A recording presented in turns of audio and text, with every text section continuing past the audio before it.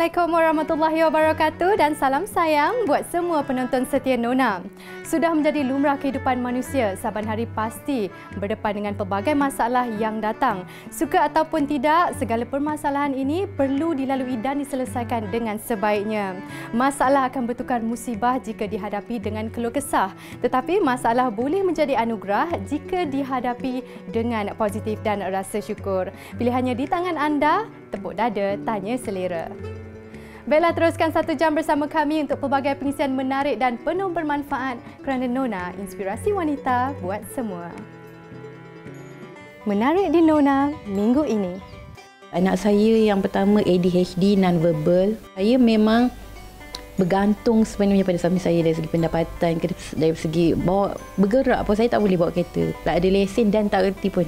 Masalah pun datanglah perlahan-lahan juga. Kita kukus lagi sekali, sekurang-kurangnya selama 40 minit atau sehingga masak. Antara tempat menarik yang boleh dikunjungi oleh pelancong di Newcastle adalah Quayside at River Tyne.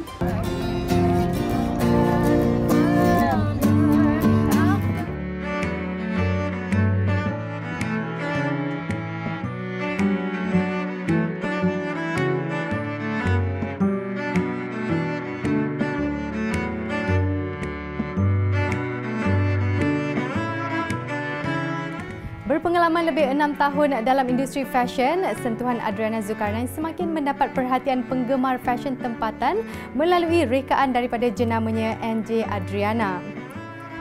Sering menerima tempahan khas untuk persalinan bakal Raja Sehari, label ini tampil dengan koleksi terbaharunya First Chapter.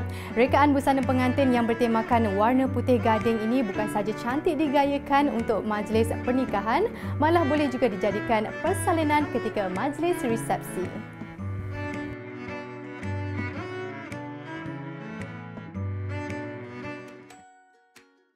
Koleksi terbaharu daripada jenama ini bukan sahaja sesuai digayakan oleh bakal Raja Sehari, malah turut direka khas buat wanita yang ingin tampil anggun dan menawan di pelbagai majlis keraian. Salah satu design yang kita buat ada nama dia songket perak. Songket perak ni kita buat daripada mestilah songket, and then ada sulam perak, warna silver. Kita memang buat dia, look dia memang very klasik. Tepi ada sulam kerawang, bawah ada sulam biku. Memang kalau untuk bride yang dia nak pakai reception look klasik, and then dia pun tak terlalu crowded. Dia simple je, kalau lepas majlis pun boleh pakai juga untuk event-event biasa. Bila sebut pasal songket, mestilah kita akan gunakan material songket. Songket dia, base dia warna off-white, corak bunga tabur warna perak. Kita tambahkan sikit perincian, kita buat sulam kerawang, sulam goyang. Sulam goyang tu memang very klasik, memang kita buat dia ayak pakai tangan. Cukup sinonim dengan rekaan minimalis, mereka menggunakan potongan jenis pensel bagi menonjolkan sisi feminin si pemakai. Material songket bunga tanjung ini diperindahkan lagi dengan perincian batu kilau pada setiap sulaman corak bunga taburnya. Bagi yang gemarkan rekaan yang sederhana dengan sedikit sentuhan klasik, busana ini juga sesuai digayakan bersama kain net lembut yang dijahit mengikut potongan kurung polos. Kurung Evelyn dia very minimal. Long kurung juga kita still buat long kurung, and then the back detail kita ada tambah button kat belakang. Bawah dia tu kita buat sulam lace. Sulam lace tu kita buat lace, and then kita buatkan manik dia supaya dia pop up sikitlah. Dia tak adalah nampak tu plain, adalah bila ada detailing, ada manik, dia nampak emboss sikit, dia nampak bold sikit walaupun lace tu sikit je. Untuk Evelyn memang minimal, memang look dia minimal sangat. Kita guna material premium crepe. Premium crepe ni material dia memang comfy, memang airy. Kalau bawah matahari pun kita tak rasa panas, tak rasa berpeluh sangat. So sesuai lah untuk bride yang dia nak pakai majlis di outdoor. Padanan gaya dengan bishop bersama potongan rekaan yang mampu memberikan ilusi ramping menjadikan kurung Blair antara pilihan yang tepat buat bakal pengantin. Masih kekal dengan siluet kurung dan warna putih, bahagian bawah busana ini diserikan dengan perincian renda Perancis. Untuk design Charlotte dress ni kita buat dia daripada fabric yang fabric dia terletak sikit sebab kita nak look dia macam look dia kita nak macam strong sikit. Kita buat dia pakai kain yang keras sikit. Charlotte dress kita tak ada buat sulam, memang kita ambil dia inspired by, memang look dia western, look modern, memang tak ada langsung untuk klasik ke, untuk Kemalayuan ke, tak ada. Still warna off-white and then kita tambahkan perincian tassel crystal. Dia juntai-juntai, cantik. Yang tassel tu pun kita memang hand beaded, memang buat satu-satu, jahit satu-satu. Kalau ikutkan baju ni macam makan masa sikit lah untuk kita siapkan. Ada ribbon kat belakang, kalau you tengok ada ribbon kat belakang untuk nampak statement, dia tak nak nampak plain sangat. Lepas tu detailing dia kita pakai kristal, tassel kristal, adalah macam movement sikit, kita masukkan elemen tu untuk dia supaya dia tak nampak terlalu plain, tak nampak terlalu polos lah bila pakai sebab dia warna putih. Rekaan gaun rona putih yang menggunakan fabrik lembut dan beralun serta berbelah di bahagian tangan mampu menonjolkan keayuan pemakainya. Menerapkan perincian manik di bahagian pinggang dan dipadankan dengan kain jenis pleated menjadikan koleksi ini tampak lebih istimewa dan berbeza.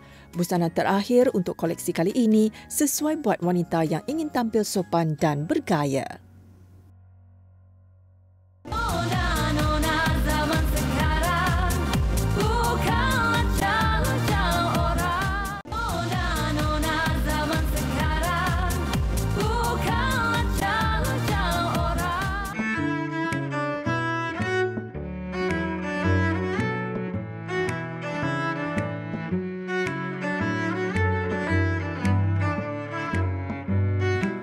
Ibarat sudah jatuh ditimpa tangga. Meskipun sukar bagi Nur Fatihah Yazid untuk meneruskan kehidupan selepas kematian suami, dia perlu terus kuat demi membesarkan 3 orang anaknya. Keadaan menjadi lebih rumit kerana 2 daripada mereka merupakan penghidap autism. Pelbagai usaha dan pekerjaan terpaksa dilakukan bagi menampung perbelanjaan harian dan kos terapi anak-anak syurganya yang menelan belanja ribuan ringgit setiap bulan. Nona menyelami kecekalan ibu tunggal yang kini mencari rezeki sebagai seorang penulis novel secara tidak sengaja. Ikuti perjalanan hidup wanita gigih ini bersama anak-anak tersayang.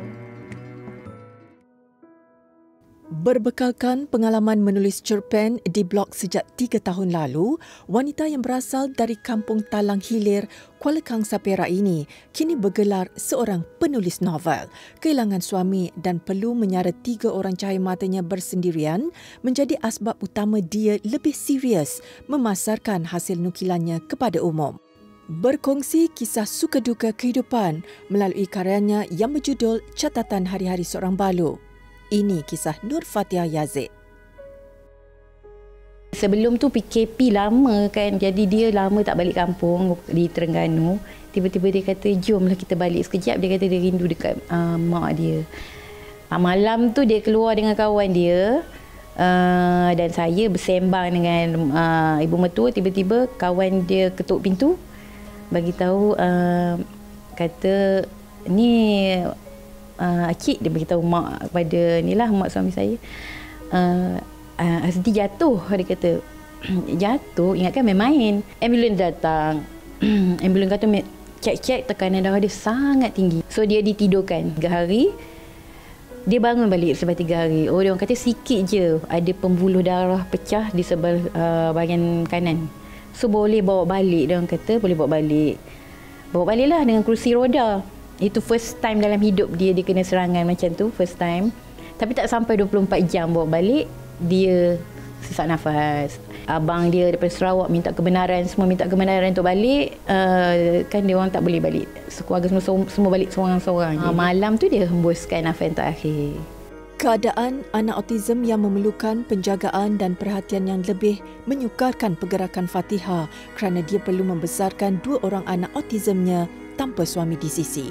Meskipun perlu mengharungi pelbagai cabaran, kasih sayang seorang ibu mengatasi segalanya. Bagi Fatihah, selagi kudratnya masih ada, dia akan terus berusaha membesarkan anak-anak tersayang sebaik mungkin. Masalah pun datanglah perlahan-lahan juga. Contohnya anak saya yang pertama ADHD non-verbal, tak boleh bercakap. Dan dia memang tekanan attitude dia jadi tak menentu. Dan dia rindukan ayah dia, abah dia selok tingkap. Dia tunggu orang balik. Tunggu tapi tak ada. Tunggu siapa-siapa kereta abah dia balik tapi tak ada. Lepas tu masa abah ipar hantar kereta balik, dia check. Dia cari bayang-bayang abah dia pun tak ada. So lagi dia mengamuk. Dia mengamuk. Saya tak boleh duduk diam lah kalau macam ni. Sebab kalau dia mengamuk, saya tak boleh buat kerja. Dan dia boleh cederakan adik dia yang kecil sekali. So kalau nak buat apa-apa, saya kena menyorok dulu adik dia dalam bilik, kunci. Macam-macam lah yang terjadi kalau saya nak senaraikan dan satu-satu semuanya tu. Saya berbincang dengan mak mentua saya. Saya kata saya nak kena hantar anak saya ni ke terapi berbayar. Dan terapi berbayar kos dia memang tinggi. Tak ada yang sikit-sikit. Memang dia ribu lah sebulan. Saya memang bergantung sebenarnya pada suami saya dari segi pendapatan, dari segi bawa bergerak pun saya tak boleh bawa kereta. Tak ada lesen dan tak reti pun. Nombor satu saya buat bila balik daripada Terengganu dalam Edah. So saya ambil lesen kereta dulu sebab macam mana anak OKU lagi kita nak angkut anak kecil lagi. Selepas arwah dah meninggal, dalam Edah kita memang tak ada banyak buat aktiviti kan, kita nak keluar semua tak boleh. Saya putuskan saya nak menulis novel. Daripada cerpen-cerpen pendek yang saya sambung-sambung, cerita sambung-sambung tu saya padam, saya secara serius saya letakkan dalam bentuk novel. Saya tulis, ambil masa sebab saya dengan keadaan anak saya nak cari rezeki lagi, macam-macam saya buat. Tahun pertama tu mengambil upah menghantar anak ayam untuk dipus ke seluruh Malaysia menggunakan kereta dan menjual sambal hasil air tangan sendiri adalah antara kerja yang dilakukan Puan Fatihah sehari-hari demi anak-anak tercinta. Setiap yang berusaha akan ada hasilnya. Berminat dalam bidang penulisan sejak kecil, kini Fatihah berjaya melebarkan sayapnya apabila diberi peluang untuk berkongsi karya di Pesta Buku Antarabangsa Kuala Lumpur ke-40 baru-baru ini. Rata-rata pengunjung memberikan reaksi yang positif terhadap hasil penulisan Fatihah. Minat yang dalam penulisan tu memang telah lama ada. Saya pun kalau sekolah rendah dulu saya ada buku-buku scraps. Orang lain mungkin lukisan ke apa, saya buku scrap saya semua tulis. Cerita hantu, cerita macam-macam, cerita komedi. Saya memang suka menulis. Untuk novel Catatan Balu, salah seorang pengomen saya yang tukang komen tu ialah penulis berpengalaman dalam bahasa dan pustaka. Beliau telah memberi komen pada penulisan saya dalam Catatan Hari-Hari Seorang Balu.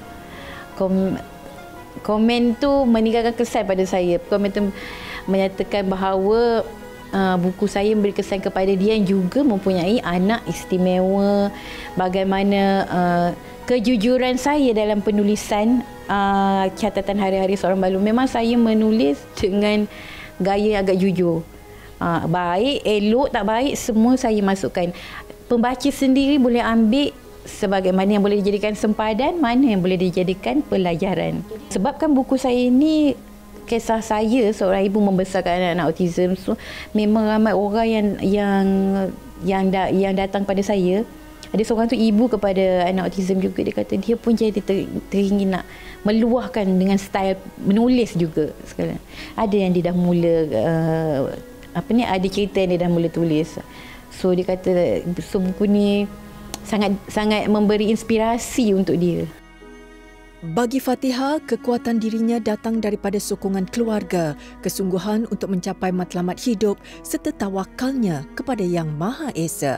Pelbagai kerja dilakukan oleh Fatihah dengan harapan dapat memberikan masa depan yang cerah buat permata hatinya, Iqbal Razi, Ayub Irfan dan Idris Fakrul Asdi. Untuk saya, kekuatan saya sudah tentu kekuatan sebagai orang yang beragama. Kita keyakinan kita kepada Tuhan itu kena kuat. Pendapat saya, tak kisah apa-apa agama sekalipun, kekuatan kita dengan Tuhan kena kuat. Kedua, kekuatan dia keluarga, dan tentu keluarga support, sebab kita tidak ada suami. Support kita keluarga dari segi pertolongan sikit-sikit tu kan. Nak beli barang, nak ini, kadang-kadang nak tinggalkan yang ni kita boleh tinggalkan. Kita ada urusan kan dengan keluarga yang dekat-dekat ni, boleh minta tolong. Kemudian satu lagi, matlamat. So saya letakkan matlamat saya dan fokus saya ialah bahawa satu hari saya dapat sediakan tempat yang baik, pendidikan yang baik, anak saya boleh berdikari, tidak menyusahkan orang lain seandainya bila dia orang dah dewasa. Bagi seorang ibu, tiada yang lebih penting dan bermakna selain kasih sayang yang tiada tara buat anak-anak. Senyuman mereka menjadi pemanggil Fatihah untuk meneruskan kehidupannya. Semoga perkongsian Fatihah melalui penulisan bukan sahaja menjadi tempat untuk dia meluahkan rasa, malah mampu memberikan inspirasi buat semua, terutamanya kaum hawa.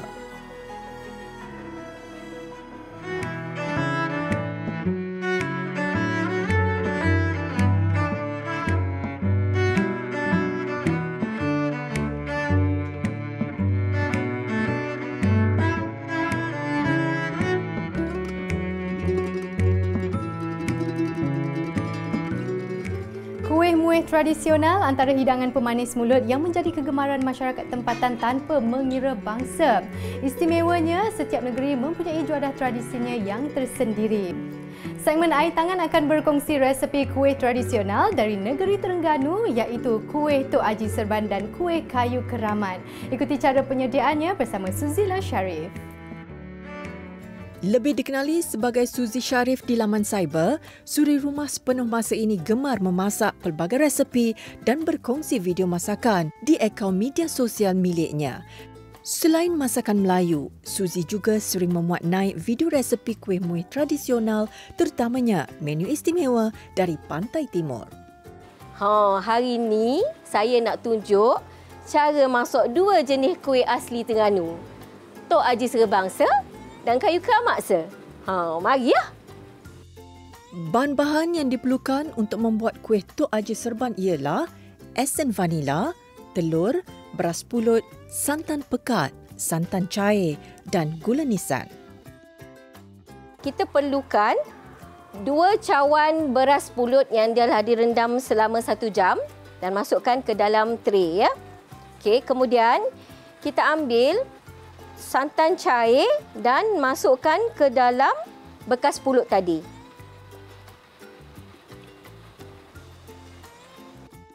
Masukkan santan ni tadi ke dalam kukusan dan masak sekurang-kurangnya selama 30 minit atau sehingga masak.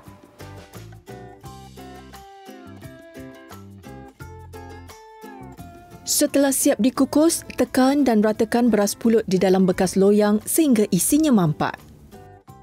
Terusnya, kita nak buat kepala santan untuk Tok Haji Serban ya, kepala dia. Okey, bahan yang kita perlukan ialah 8 biji telur saiz B. Saiz kecil ya. Kalau saiz besar, saiz A itu boleh guna dalam 6 biji cukup. Okey. Masukkan dalam bekas. Kemudian masukkan 1 cawan santan pekat. Okey.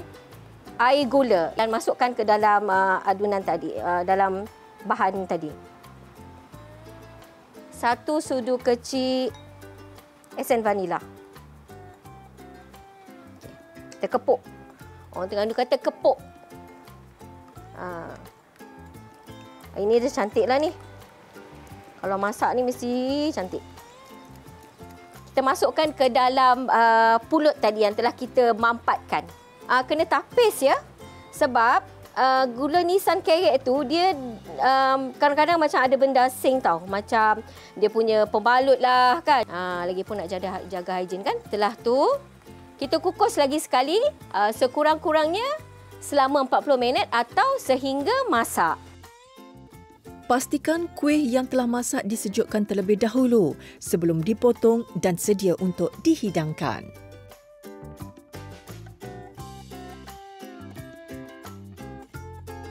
Inilah hasilnya kuih Tok Haji Serban, kuih asli Terengganu yang sangat soho di Pantai Timur. Saya nak tunjuk pula kuih yang kedua, kuih asli Terengganu juga, kayu keramat. Okey, mari kita start.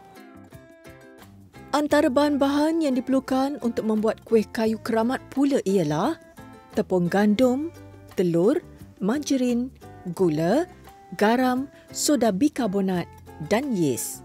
Kita masukkan air ke dalam bekas, gula,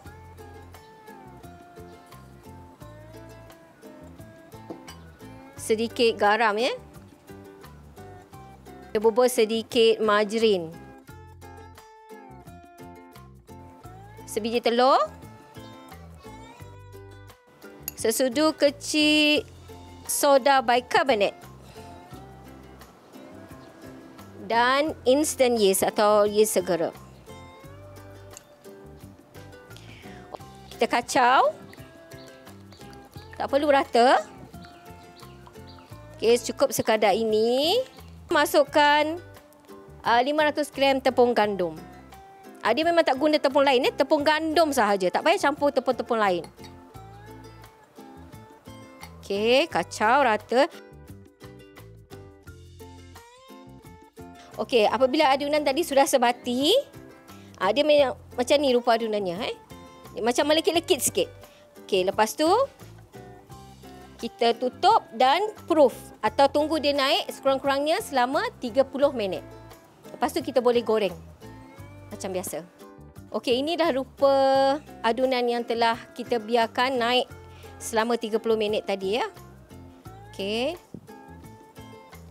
Okey, kita jemput sikit adunan tu dan kita tarik dia macam ni. Senang je. Tarik dan masukkan ke dalam minyak. Dia sekejap je tau. Dia tak perlu lama-lama. Jadi kita kena cepat sikit lah. Okey. Tarik. Dia sekejap je. Balikkan cepat-cepat. Kau tak nanti dia hangus pula.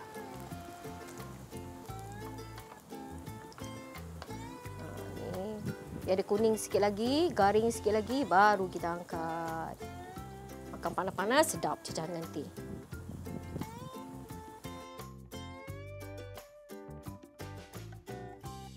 Okey, beginilah hasilnya kuih kayu keramat yang telah digoreng tadi. Dan ini kuih Tok Haji Serban.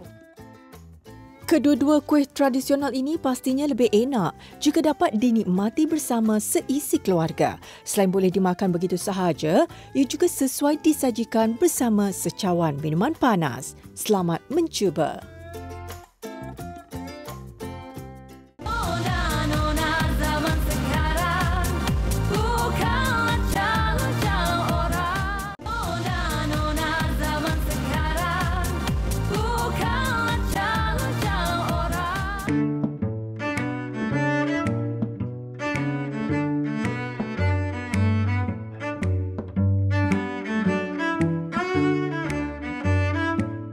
Istimewa minggu ini, Nona bersiaran dari lokasi yang dekat di hati Mira, iaitu kediaman ibu dan ayah Mira, Puan Nozarida Ahmad dan Encik Rosli Awang.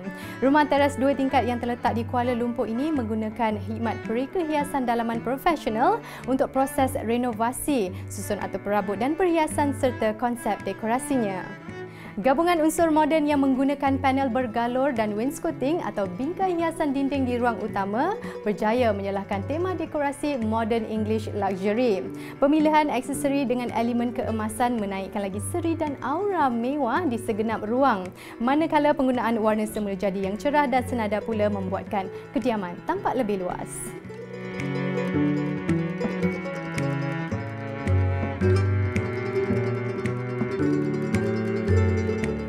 Merupakan bandar utama di England, United Kingdom, Newcastle upon Tyne menjadi antara destinasi pilihan bagi pelancong yang berkunjung ke Eropah. Bandar terbesar yang memiliki pelbagai seni bina unik dan tersendiri ini turut menyimpan 1001 kisah sejarah peradaban dunia. Nona berkongsi keindahan sekitar bandar dan tempat-tempat menarik seperti Usburn, Tynemouth Market serta banyak lagi bersama seorang penuntut Malaysia di sana.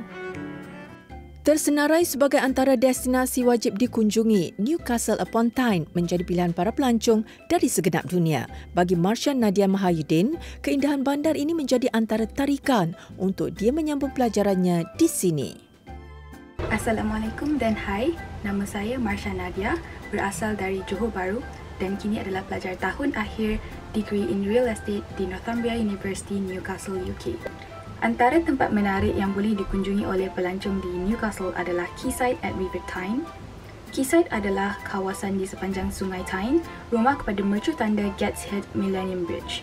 Dahulunya pernah menjadi kawasan dock komersial, kini Quayside adalah tempat tumpuan hiburan, bar dan restoran. Pada setiap hari Ahad, Para peniaga tempatan akan berjaja di Quayside Market menjual hasil tempatan, kraft dan juga pelbagai jenis makanan. Monument Angel of the North yang siap dibina pada tahun 1998 menjadi mercu tanda di kota ini. Arca dengan ketinggian 20 meter bersama sayap lebar di bahagian kiri dan kanan ini terletak di tengah-tengah padang rumput hijau yang juga menjadi lokasi untuk orang ramai beriadah.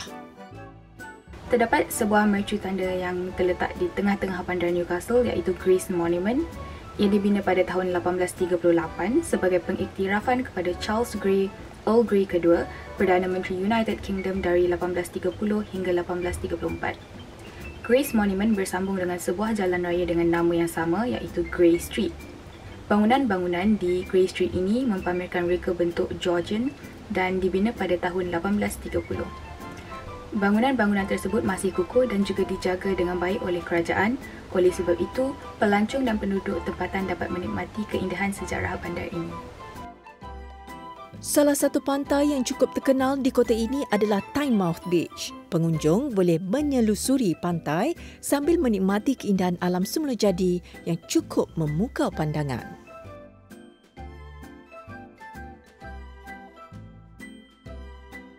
Seterusnya, sebuah kawasan yang menarik terutamanya buat belajar dan belia adalah kawasan Usburn. Usburn merupakan kawasan yang meraihkan komuniti kreatif Newcastle dengan menyediakan pelbagai medium untuk berkarya. Saya paling gemar untuk ke kafe dan bakery di sini dan mencuba makanan-makanan baru.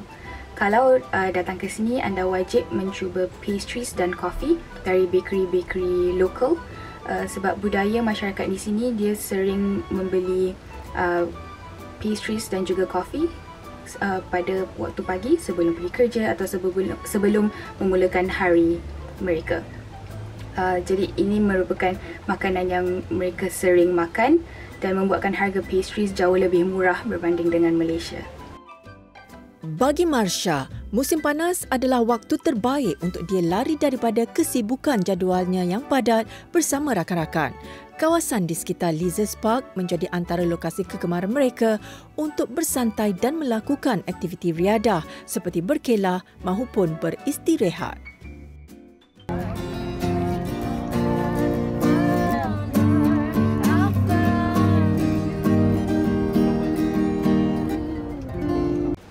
Bagi para pelancong Muslim yang ingin ke sini, tidak perlu risau dengan makanan halal kerana terdapat banyak restoran yang menyajikan makanan halal.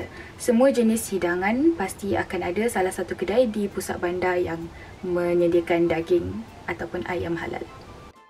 Pengalaman mengenali sejarah peradaban dunia sambil menikmati panorama yang menarik di sekitar bandar ini pasti mampu memberikan anda memori percutian yang berbeza dan sangat berharga.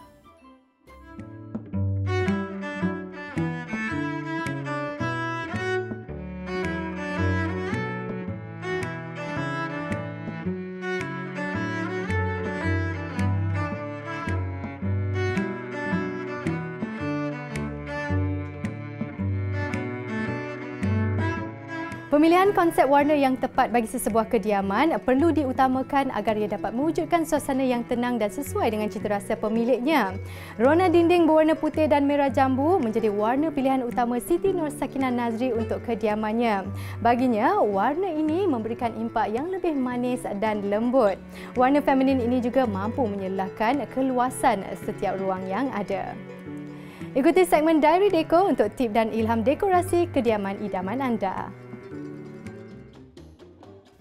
Memiliki rumah bersaiz kecil tidak menghalang pemiliknya untuk menyusun atur serta mendekorasi kediamannya agar kelihatan menarik dan selesa. Setiap perabot dan perhiasan disusun rapi mengikut konsep dekorasi yang dipilih. Keluasan rumah saya hanya seluas 650 square feet saja. Konsep yang saya ketengahkan adalah konsep moden dan minimalis. Tercetusnya idea untuk buat satu tema iaitu tema merah jambu kat rumah saya ni sebabnya adalah saya ni seorang suri rumah. Jadi bila sibuk uruskan anak, jadi saya perlukan sesuatu yang saya rasa macam terapi. Bila duduk dekat rumah ni, kita tengok rumah kita dalam keadaan tenang. Kebanyakan idea yang saya ambil daripada Pinterest sebab Pinterest ni dia banyak idea daripada negara-negara English kan. Jadi diorang banyak bagi idea konsep yang boleh buatkan rumah yang sempit memang nampak jadi luas. Konsep dekorasi minimalis kini sangat popular dalam kalangan pemilik kediaman. Pemilihan tona warna yang tepat untuk ruang utama bukan sahaja memberikan impak cantik kepada suasana kediaman, malah membantu pemilik menghias dekorasi yang sepadan bagi mengisi ruang yang ada. Fokus utama adalah asalnya saya memang minat warna pink, tapi disebabkan anak-anak saya semua lelaki, pada awalnya saya macam berat sikit nak buat. Bila saya beli barang, sebenarnya setiap yang saya beli tu, saya beli satu warna pink, jadi benda tu jadi banyak. Tapi asalnya kalau tengok, kebanyakannya saya ketengahkan konsep warna putih juga. Warna putih. Warna pink ni hanya sebagai sekadar hiasan ataupun ada barang-barang kegunaan. Terdapat banyak faktor yang perlu diambil kira untuk mengubah suai kediaman kerana setiap percaturan memainkan peranan penting dalam memastikan kediaman tidak terlalu syarat dengan perhiasan. Pemilihan perabot memang kena warna yang cerah. Yang mudah adalah warna putih. Kebanyakannya dekat pasaran jual warna putih atau warna hitam. Jadi untuk rumah yang agak sempit macam ni, nampakkan rumah yang lagi luas. Sebab kalau guna warna pink juga, rumah akan nampak sempit. Padanan warna yang sesuai juga amat penting kerana ia mampu menjadikan ruang kediaman tampak lebih luas dan teratur. Setiap idea dekorasi di segenap ruang kediaman ini adalah hasil rujukan dan kreativiti Sakinah sendiri. Konsep moden dengan gabungan hiasan minimalis menjadi kesukaannya. Bagi saya, warna merah jambu ni adalah warna. Dia macam setengah orang, suami dia tak suka warna merah jambu. Tapi bagi saya, warna hanyalah sekadar warna. Sama juga dengan tema bila kita guna konsep bohem, warna kayu. Dia gunakan elemen warna kayu yang dia minat. Ada setengah orang pilih warna hitam sebab dia suka warna hitam.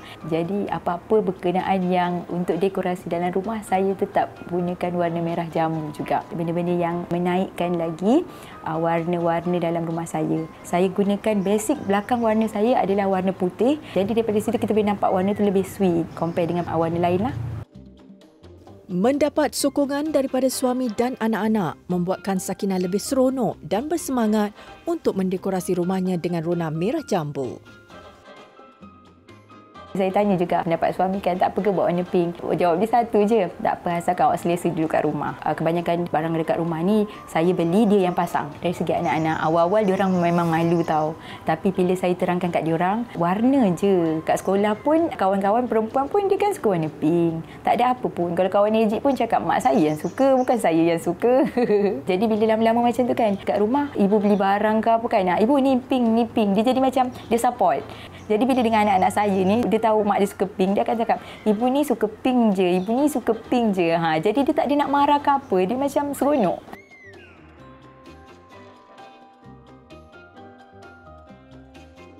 Saya sebagai suami, sebenarnya daripada segi penerimaan warna pink tu, nak kata selesa tu tak juga.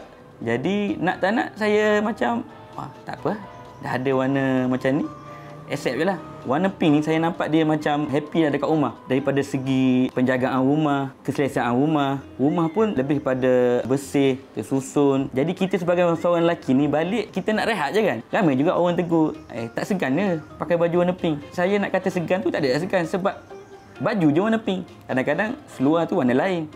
Tak semuanya pink lah. Menghias sendiri kediaman bukan sahaja mampu memberikan satu kepuasan, malah turut menjadi medium untuk pemilik bereksperimentasi dengan kreativiti mereka dalam mengetengahkan konsep dekorasi idaman.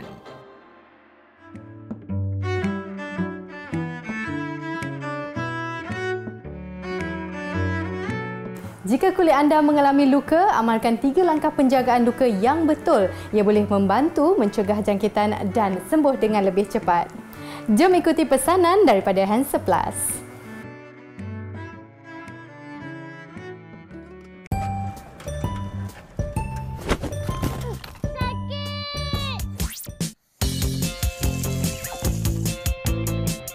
Tunggu, jangan gunakan air mentah untuk mencuci luka sebab ia akan menyebabkan jangkitan bakteria. Mari saya tunjukkan 3 langkah penjagaan luka yang betul. Pertama, bersihkan luka dengan penyembuh luka Hansaplast untuk membersihkan kotoran dan bakteria di sekitar luka tanpa rasa sakit. Kedua, lindungi luka dengan plaster luka Hansaplast yang terbukti menghalang 99% bakteria daripada menjangkiti luka itu. Jangan lupa untuk tukarkan plaster luka setiap hari supaya luka sentiasa bersih. Ketiga, sembuhkan luka 2 kali lebih cepat dan kurangkan risiko parut dengan ubat sapu penyembuh luka Hansaplast. Terima kasih. Pastikan anda sentiasa ada barangan Hansaplast di dalam peti kecemasan supaya sentiasa sedia untuk apa jua kecederaan. Hansaplast, cegah jangkitan, sembuh dengan 2 kali lebih cepat.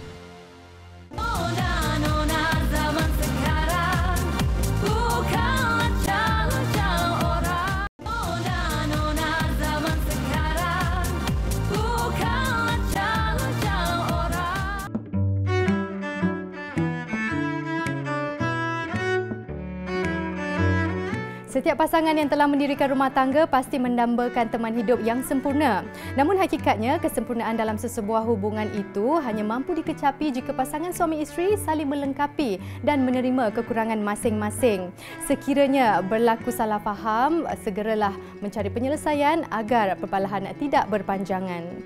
Ikuti kupasan lanjut daripada Profesor Madya Datuk Dr. Muhammad Izar Arif Muhammad Kashim mengenai cara terbaik bagi seorang isteri menasihati suami dalam segmen Nur.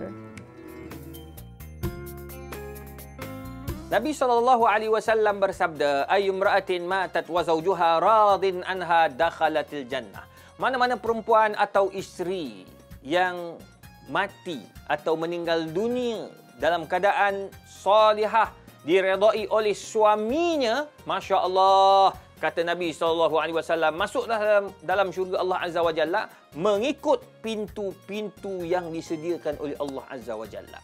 Maknanya, tuan-tuan, puan-puan, kita ni mudah nak masuk syurga Allah. Yang penting, kita kena jadi solehah kalau orang perempuan. Kalau orang lelaki kena jadi soleh, baru boleh masuk syurga Allah Azza wa Jalla. Kalau tidak, minta maaf bang, susah sikit nak masuk dalam syurga Allah tu.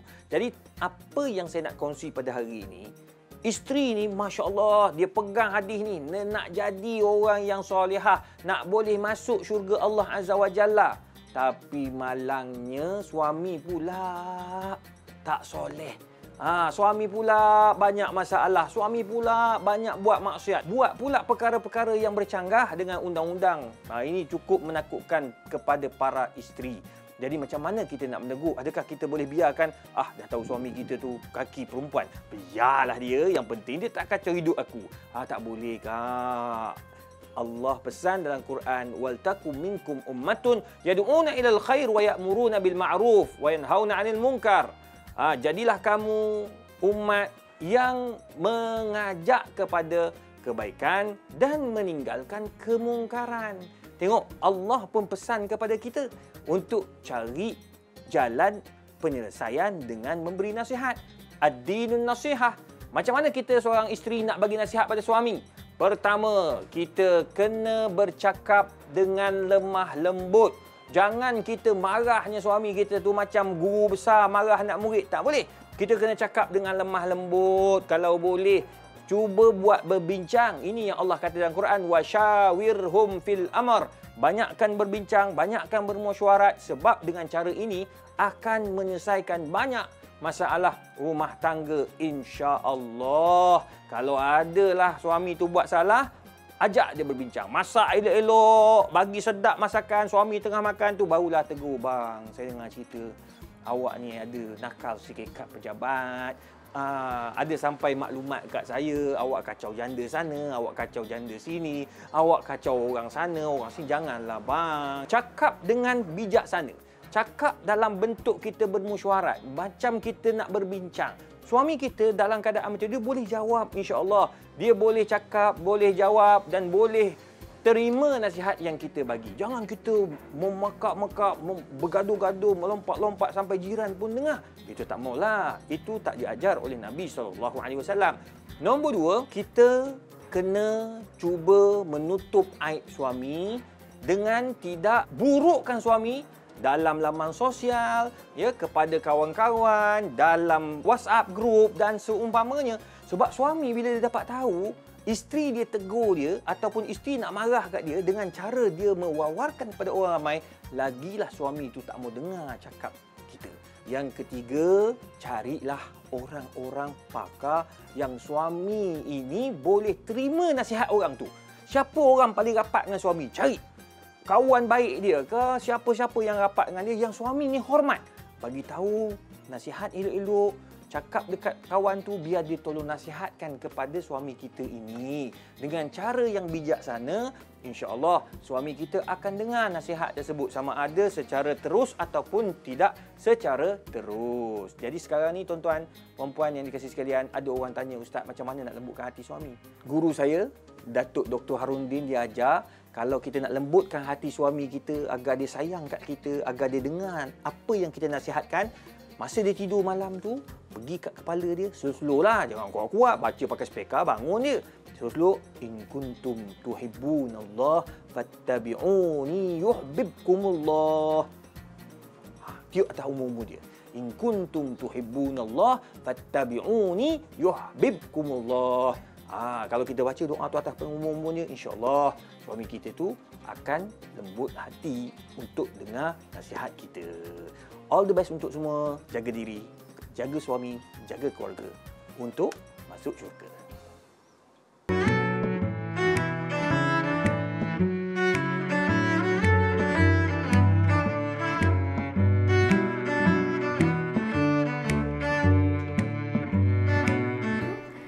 Seminggu sahaja lagi kita bakal meraihkan sambutan Hari Raya Aidiladha bagi memperingati peristiwa bersejarah dan penuh bermakna buat seluruh umat Islam. Selain sibuk membuat persiapan ibadah korban, sama-samalah kita mencari keberkatan 10 hari pertama di bulan Zulhijjah dengan memperbanyakkan doa dan amalan. Mira dan warga kerja Nona mendoakan agar semua jemaah yang sedang menunaikan ibadah haji dipermudahkan segala urusan dan bakal mendapat haji yang mabrur serta selamat pulang ke pangkuan yang tersayang. Baiklah, sebelum mengakhiri siaran, terima kasih sekali lagi kepada pemilik kediaman Puan Nur Zaridah Ahmad dan Encik Rosli Awang kerana sudi menerima kunjungan kami pada hari ini. Seperti biasa, layari laman Facebook, Instagram dan TikTok kami di TV3 Nona. Kami alu-alukan sebarang pendapat, komen dan idea bernas daripada anda. Jumpa lagi. Assalamualaikum.